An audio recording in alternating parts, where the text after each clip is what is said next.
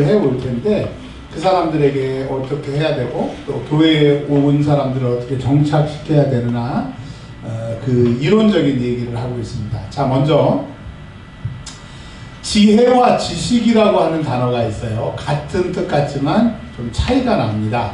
지혜가 좋은 걸까요? 지식이 좋은 걸까요? 지혜요. 맞습니다. 제가 그렇게 물어보았으니까 지혜와 지식 중에서 지혜가 좋다라고 하는 말이 맞는데 질문을 다시 해야 돼요. 지식도 좋고 지혜도 좋습니다. 둘 다 좋은데 그 중에서 어떤 게 더 좋을까요? 라고 물어보면 지혜가 좋다고 대답하는 게 맞겠습니다. 그러면 이제 지혜는 뭐고 지식이 뭔지 동남아 공연을 막 망치고 돌아오신 이정아 자매님, 지혜와 지식 중에 아무거나 설명해 보세요. 둘 다 설명해도 되고, 지혜나 지식 중에서. 지혜. 예. 지혜. 아니면 지식. 지식은 아는 거고. 네, 그렇죠. 네, 맞아요. 정답입니다. 돈 있으면 빵 사드세요. 맞습니다. 지식은, 그러니까 그 몰랐던 것을 알게 돼서, 아, 이렇구나. 야, 너 저 주식 투자 어떻게 해야 돼? 라고 하는 걸 몰랐어요. 여러분, 내가 제 사적인 얘기 하나 할까요? 저는 뭐 주식 이런 거 한 번도 해보지도 않고, 우리 교회 모 권사님, 이자로 시작하는 모 권사님은 주식을 좀 하신 걸로 알고 있어요. 지금은 안 하시는데. 사모님, 지금도 해요? 아, 예. 그럼 다시. 우리 교회의 그 이모 권사님이 주식을 옛날부터 하고 계신 줄 아는데, 저는 뭐 주식에 대해서 하나도 몰라서 하지도 않았습니다. 근데 최근에 제가 아는 분이 통장을 보여줘요. 그래서 통장을 보여줘서 자기가 3천만 원을 가지고 주식을 시작을 했대. 근데 이제 다른 거 말고 그 한 걸 보여주는데 1억 1천만 원이 있더라고요. 3년 만에 3천만 원에서 1억 1천만 원이 됐다. 그래서 뭐 그런가 보다. 그리고 이제 뭐 계속 그분 만날 때마다 그분이 하는 얘기를 봤는데 진짜 고수더라고. 이 비트코인도 어느 날은 목사님, 나 오늘 1천만 원 벌었어요. 그러더라고. 그래서 제가 처음에는 그냥 하도 그런 사람들이 많으니까 가만히 있었는데 이렇게 옆에서 자세히 보니까 진짜 고수를 만난다. 그래서 제가 그랬어요. 오늘 전문 시간에. 저는 안정형 인간이기 때문에 뭐 주식할 마음도 없고 투자할 돈도 없는데 그 엑기스 하나만 가르쳐 주세요. 라고 그러더라고요. 엑기스. 여러분, 그래서 제가 드디어 주식을 합니다. 주식을 하는데 하루에 1,000원씩, 하루에 1,000원씩 5주를 사요. 그러면 하루에 5,000원씩 빠져나가고 또 한 달에 매주에 3만원씩 빠져나가는 그 주식을 해요. 그러니까 이게 무슨 얘기냐면 이거는 절대 망하지 않고 수익만 나는 그런 게 있더라고. 그 전문가를 통해서 제가 알고 있는 소스. 궁금하신 분은 저한테 오세요. 제가 저같이 안정형 인간이 하루에 우리는 한국 주식 하는 게 아니라 미국 주식을 하는데 그 3천만 원 가지고 1억 만드신 그분 옛날에 쫄딱 망했다고 하더라고요. 그분의 노하우를 전수받아가지고 지금 하루에 1,000원짜리 5주 마이크로소프트, 애플, 그 다음에 그 아마존 뭐 이런 게 있더라고요. 5개 하고.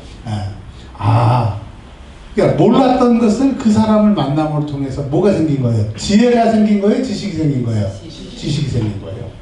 근데 그러면 지식이라고 하는 단어만 있으면 되는데 지혜라는 말이 꼭 지식하고 같이 나와요. 그러면서 우리 성도님들한테 여쭤보면 지혜가 더 좋다라고 얘기를 해요. 그러면 지식은 우리 자매님이 말한 것처럼 모르는 것을 새로 알게 되는 게 지식이에요.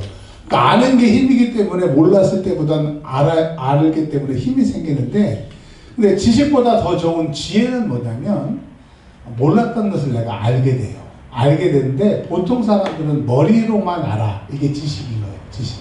그러니까 아나 모르나는 자기만 알고 알 때와 모를 때가 별 차이가 없어. 근데 이거를 행동하게 해서 내게 유익을 얻게 하는 게 지혜라는 거예요. 그러니까 지금 제가 하루에 1,000원씩 주식 5주 5,000원씩 하고 하는 게 벌써 수익률이 0.2가 나왔어요. 이들 우스갯소리에 지금 3일째 하는데, 그러니까 제가 그걸 알고 그치는 것은 지식인데 알고 행해가지고 내가 유익이 오게 돼.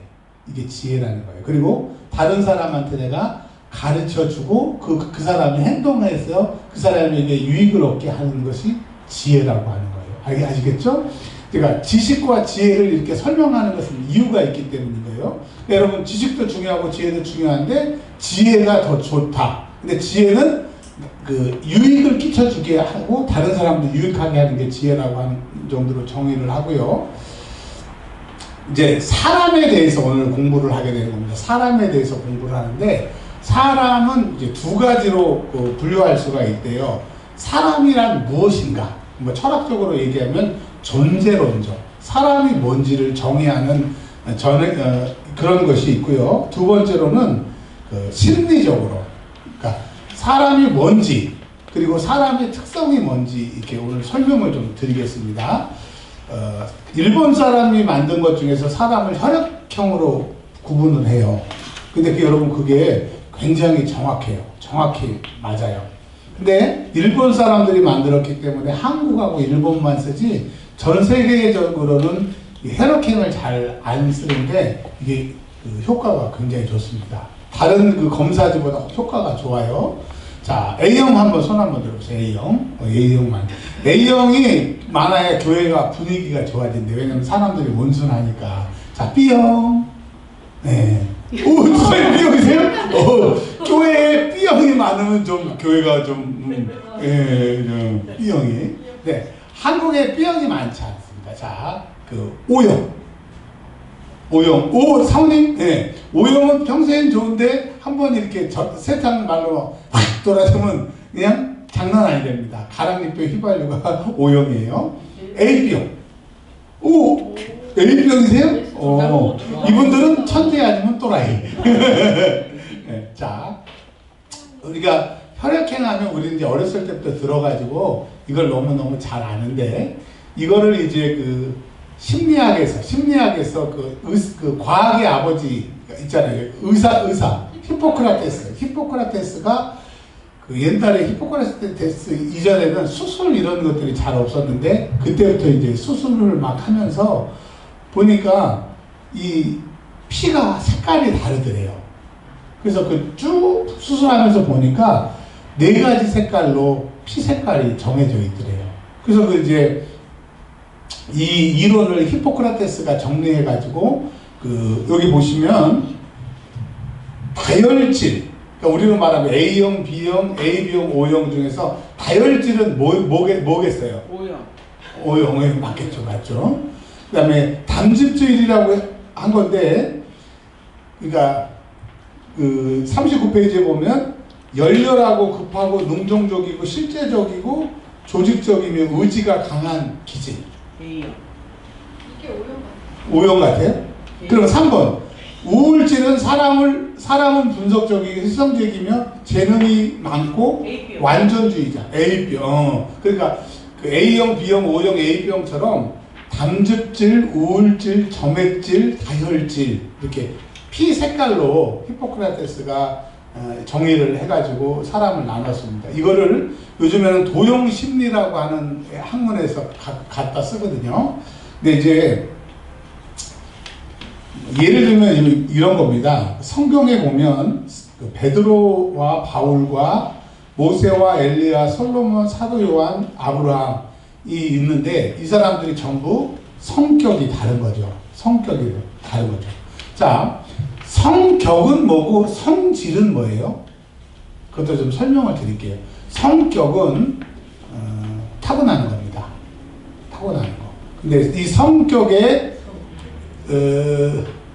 죄송해요. 성질이 타고나는 거예요. 성질이 타고나는 거고 근데 환경에 따라 이 성질이 바뀌게 되는 게 성격이에요. 예를 들면 이해신 권사님하고 저하고 쌍둥이에요. 쌍둥이인데 은혜와 평강교회를 이해신 권사님이 다녀. 그럼 이해신 권사님이 성질이 저랑 똑같이 태어났으니까 쌍둥이니까 성질이 똑같은데 은혜와 평강교회 다님으로써 10년, 20년 여기서 권사님이 되니까 성격이 아주 좋아졌어.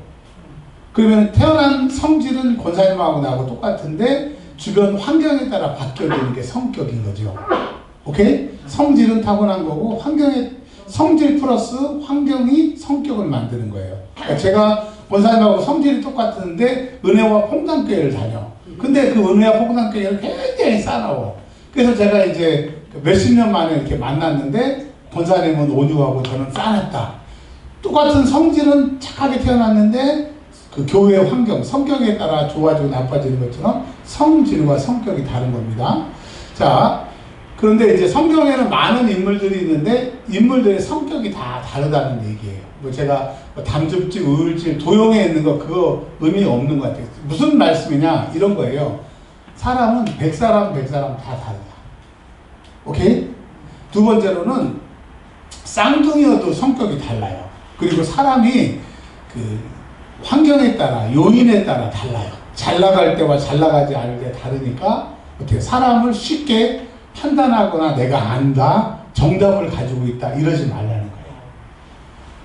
그리고 두 번째로는 사람은 아까 오늘 아주 기가 막힌 에피소드가 생겼는데 아까 이정화 자매님이 들어오시고 이인성 권사님이 들어오셨단 말입니다. 저는 진짜 두 분 다 반가웠어요. 반가웠는데 반주자가 없이 그 멀리서 와서 이정화 자매가 와서 반가워서 아유 반갑다고 그랬어요.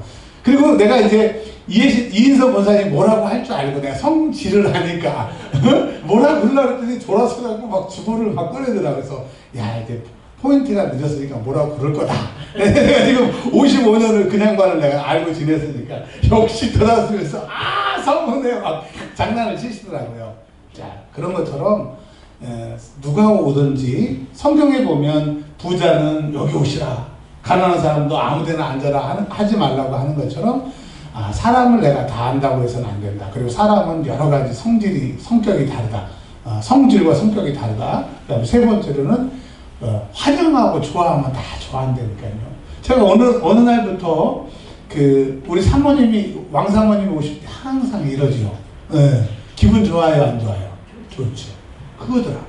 그러니까 이제 우리가 이 바나바 사역을 할 때 항상 이렇게 기쁜 마음으로 환영하는 마음으로 해야 되겠다. 그 얘기를 이렇게 뭐 점액질, 뭐 담즙질 이렇게 얘기를 하고 있습니다. 잠깐 목사님 개인적인 네 말씀하세요. 지금 목사님이 저는 항상 그게 의문인 게 뭐냐면 우리가 옛날 우리 아까 장로교회는 구지식하고 아주 FM대로 우리가 네. 믿음 생활을 하잖아요. 네. 근데 먼저 우리가 하나님한테 예배당에 왔으면 주임전 먼저 하나님한테 기도를 하고 사람한테 인사를 하라는 식으로 저 배웠거든요. 근데 우리는 먼저 사람한테 먼저 이렇게 인사를 해버리면은 아닌으로 배웠는데 지금은 먼저 우리가 사람한테 먼저 인사하고 그 다음에 앉아서 기도하는 하나님 먼저 나 왔습니다 하고 보고하는 그런 돼버려서 저는 그게 좀 잘못됐다고 생각해요. 그렇게 배워왔기 때문에 이런 점. 자, 이 원칙으로 말하면 이인성 권사님이 말씀이 맞죠.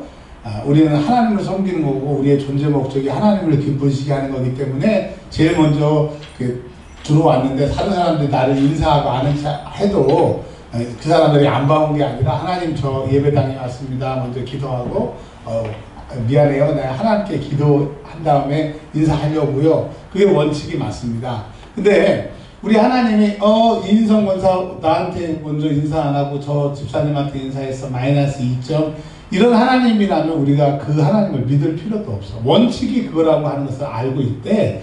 누가 먼저 인사를 하잖아요. 인사를 하고 기도하는 거예요.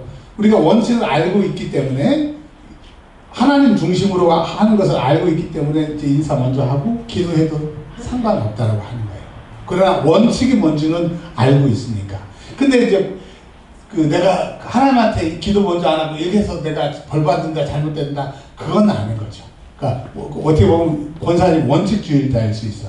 원칙주의자가 좋은 거거든요. 그렇게 배워왔잖아요. 네. 옛날에는 그랬죠. 그렇게 가르쳤고 그게 원칙인데 우리 지금은 뭐라 그럴까요? 그 전략과 전술이라고 하는 말을 군대에서 써요. 전략은 변하지 않아요. 전술은 상황에 따라 바뀐단 말이고요. 예를 들어서 이게 북한에서 나왔던 말, 군대에서 사용하는 말인데 우리가 지금 공산당을 엄청 추종하는 사람들이 많아. 그럴 때는 막 대놓고 막 우리 공산당이다 그러다가 이제 공산당 다 때려잡는 분위기는 지하에 숨어가지고 야 공산당이 좋아 우리 식으로 안 하고 몰래 전도하는 것처럼 그게 전술이에요. 술. 이게 바뀔 수 있어. 그러나 전략은 우리는 공산당이다. 우리가 아니라 예를 들어서 우리가 공산당이라고 하는 것처럼 바뀌지 않는 것처럼 우리가 하나님 앞에 예배하고 하나님 최고라고 하는 전략은 변하지 않되 전술은 바뀔 수 있는 거죠. 가슴 속에 나는 죽어도 못해. 그러면 다른 사람 인사하더라도 모른 체 하고 먼저 기도하고 그렇게 하셔도 돼요. 근데 그게 이제 원칙이라고 하는 겁니다. 좀 시원하세요? 아니면 하나만. 저는 그렇게 하는데 상대편은 저처럼 그렇게 생각하는 사람이 있는데 있을 거라고 생각을 하고 조금 부담스러웠죠. 네. 네. 자유하세요. 진리를 알지 진리가 너희를 자유케 하리라. 우리 하나님이 막 이만해갖고 그러시는 아닌 것 같아요. 자, 40페이지는 우리 이제 여기에 보면 사모님이 이 교육학 하셔가지고 인간의 심리, 교육학은 인간의 심리에 대해서 엄청 다루거든요. 에릭슨, 그 다음에 프로이드, 융 해가지고 사람을 다 나누는 게 달라요. 다루는데 여기서는 에릭슨이라고 하는 사람 거를 가져왔어요. 이 사람이 특징이 뭐냐면 사람을 5개로 나누는 거예요. 태어나서 죽을 때까지를 5부분으로 나누게 된다. 그러면서 이 5부분마다 가장 강조하는 것이 있다라고 하는 그 얘기를 가져왔어요. 에릭슨이라고 하는 사람이 심리, 특별히 사람에 대해서 공부를 많이 했는데 요약하면 이런 거예요. 19세부터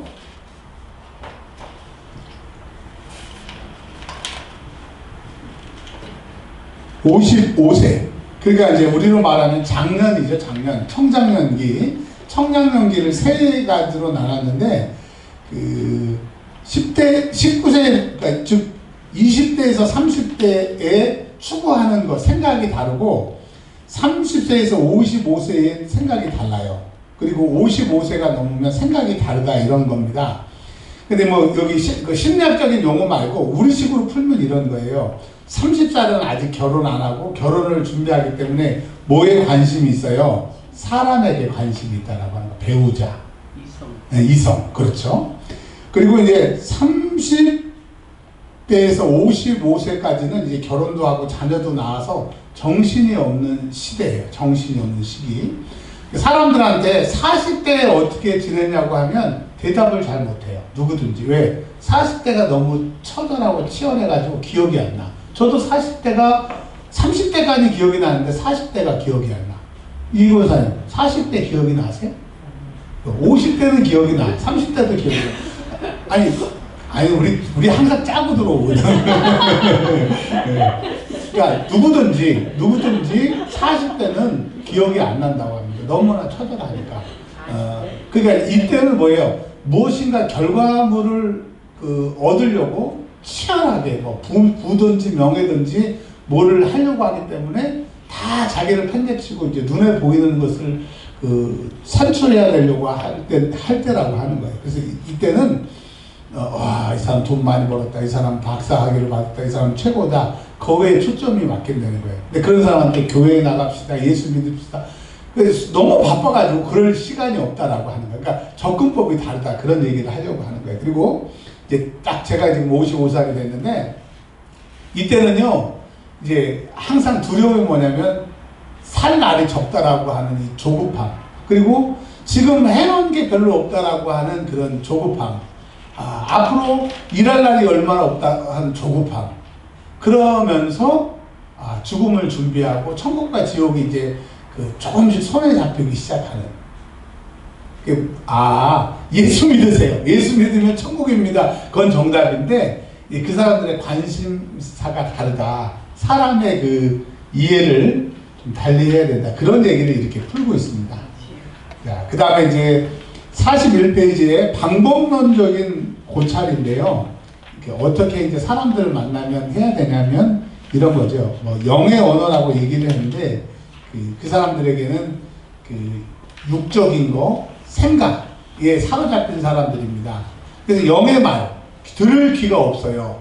근데 이제 이를 들을 귀가 생기는 사람들에게는 복음이 증거가 되기 때문에 먼저 우리가 기도를 해줘야 되고 그 사람들에게 영이 있다라고 하는 영적인 얘기를 해줘야 된다라고 하는 거고요. 그 다음에 두 번째로는 이제 예절을 갖춰야 된다. 그러잖아요. 부자한테 가난한 사람이 전도하면 먹힐까요? 안 먹힐까요? 안 먹혀요. 근데 부자가 가난한 사람한테 전도하기는 좀 용이하겠죠. 최근에 아주 큰 유치원 원장님을 만났어요. 만났는데 굉장히 큰 유치원 원장님입니다. 근데 그분이 큰 집이고 이 유치원 원장님이 작은 집인데 어머니가 불교를 그렇게 오래 믿으셨는데 이제 나이가 한참 들으시더니 1월 1일 날 작은 며느리한테 이렇게 얘기를 하시더래요. 나 이제 불교 안 다니고 그 예수님 믿으련다. 왜요? 그랬더니 너희가 예수님 믿는 걸 보니까 내가 쭉 시집 와서 보니까 너희 집은 잘 되고 하는 것마다 잘 돼서 내가 종교를 바꿔야 되겠다. 그 얘기를 제가 최근에 들었거든요. 그렇기 때문에 그 예수 믿는 사람들이 말을 잘하는 것도 중요하고 예절을 중요한 것도 중요하지만 세상 사람들은 그걸 보거든요. 내가 부자가 아닐지라도 이 사람이 예수 믿고 형통하거나 예수 믿고 즐겁거나 예수 믿고 이 사람이 변화된 모습이 있으면 예수 믿으려고 해요. 자, 여러분들이 만약에 직장생활을 한다고 가정을 해봐요. 내가 예수 전도하고 증거하고 막 예수님을 자랑하는데 회식 자리에서 술 먹고 그냥 꼬장 부리고 막 이래보세요. 예수 믿으면 저렇게 되는구나. 그렇다는 거예요. 그래서 여러분 예수 믿고 전도한다고 하는 것은 말로 전도하는 게 아니라 내 삶의 모습이 그들에게 감동을 줘야 돼요. 쉬워요? 어려워요? 그게 자신 없으면 아예 예수 믿는다고 얘기를 안 하던가. 근데 예수 믿는다고 얘기하면서 꼭 사고치는 사람들이 있는데 그게 넓은 의미에서 예절인 것 같아요. 아예 똑바로 못 살면 예수 믿는다고 얘기를 하지 말던가 아니면 예수를 믿는다고 하면 제대로 물론 완전한 삶을 말하는 게 아니에요. 아유 저 사람이 실수를 해도 그래도 예수를 열심히 믿어보려고 하는구나. 남들이 알아줄 정도로 예수 믿는 예절이 필요한 것 같습니다. 그리고요, 42페이지 상대방의 믿음에 따라 대할 것. 이게 이제 고린도전서의 중요한 얘기잖아요. 또 사도 바울이 그런 얘기를 했잖아요. 내가 헬라인에게는 헬라인처럼 유대인에게는 유대인처럼 이방인에게는 이방인처럼 한 것은 그 사람을 얻기 위함이라고 얘기하는 것처럼 한번 읽어볼게요. 사람마다 시작. 사람마다 믿음의 분량이 다릅니다. 세 가족을 대할 때 나의 믿음의 기준에 대해 안 됩니다. 젖을 먹을 때 어린아이에게 밥을 먹여서는 안 되는 것 같습니다. 하나바가 된 사람은 상대방의 믿음을 빨리 분별하고 그 믿음에 따라 말해야 합니다. 예를 들면 이런 겁니다. 아까 이인성 권사님이 질문을 하셨잖아요. 기도 먼저 하고 사람들한테 인사를 해야 되느냐. 이인성 권사님 나이만큼 예수 믿어갖고 산전수전 다 겪어서 이렇게 얘기하면 알아요. 근데 오늘 이인성 권사님 초신자야. 교회를 처음 와서 목사님 전 초신자인데요. 그 사람들이 나한테 막 인사를 해요. 근데 내가 이렇게 기도를 먼저 해야 된다고 배웠는데 어떻게 해야 돼요? 그 사람한테는 네. 먼저 교회 오면 하나님 앞에 먼저 기도를 하십시오. 뭐라고 그래도 하나님 앞에 먼저 기도하십시오. 그 다음에 사람들한테 인사하세요. 그렇게 저는 대답을 해야 되는 겁니다. 근데 이인성 권사님은 이제 다 알잖아. 그러니까 이렇게 가르쳐 주는 거죠. 그러니까 여러분 전도를 해도 그 눈높이에 따라 전도를 해야 된다는 얘기가 그런 것이고요. 그 다음에 이제 4번에 전 진짜 이거 안 돼요. 말을 듣지를 못해. 한 2마디 듣고 막 내가 가르치려고 그러고 내가 얘기를 하려고 그래. 아마 제가 큰 목회를 못하는 게 이게 아닐까. 즉 경청. 다른 사람의 말을 잘 못 듣는 게 저의 큰 약점인 것 같아요. 그래서 차라리 말 많은 것보다 말 적은 게 훨씬 나아. 우리 교회에 말 많이 하는, 말 적게 하는 사람 랭킹이 2사람 있잖아요. 첫 번째가 누구예요? 조창원. 조창원 사님 좋은 거지, 나쁜 거지. 조집사님 마찬가지예요. 조집사 집사님도. 조집사 집사님. 그래서 저 양반은 질문을 하면 대답이 나는데 우리 조창원 집사님 수업을 몰라. 그 다음에 랭킹이가 백권사님. 저는 얘기를 안 해. 저보면 숨만 쉬는 것 같아요. 그러니까. 근데 결론적으로 말하면 저처럼 말을 많이 하는 것보다는 차라리 말을 안 하는 게 더 낫더라. 네. 자, 우리 동그라미 7개가 있어요. 여기까지만 하고 마칠 거예요. 시작. 상대방이 이야기할 때는 주시해야 합니다. 눈을 봐야 돼요, 안 봐야 돼요? 옛날에는 안 보는 게 예의였는데 지금은 눈을 봐야 되는 겁니다. 째려보는 거 말고. 2번째 시작. 그 옛날에 미팅을 가면 진짜 마음에 드는 아가씨가 오면 나도 모르게 막 사모님 옛날 얘기니까 저에서 마음에 들죠. 옛날에 막 나도 모르게 막 고개가 이렇게 와 있더라고. 근데 그렇지 않은 자매가 오면 나도 모르게 뒷짐을 지고 막 이렇게 하는 것처럼 이 바디랭귀지라고 그래서 내 상체가 앞으로 가느냐 뒤로 가느냐 중간에 있느냐가 내 마음을 여는 상태라고 얘기를 하죠.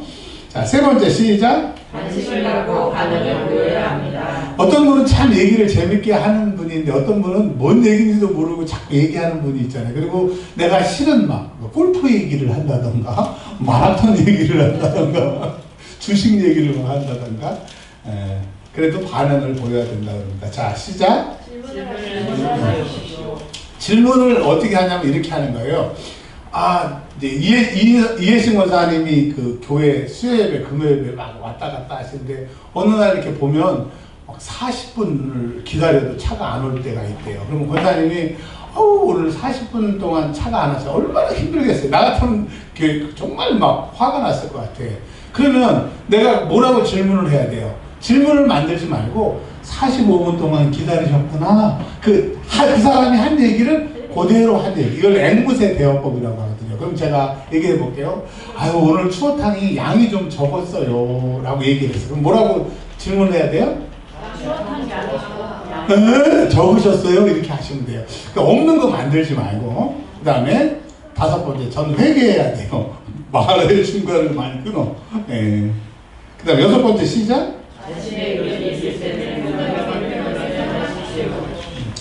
목사님 아까 얘기했는데 추어탕 양이 적다고 그러셨잖아요. 저는 그 추어탕 양이 많던데 그 사람이 했던 얘기를 하면 이 사람 내 얘기를 듣고 있구나.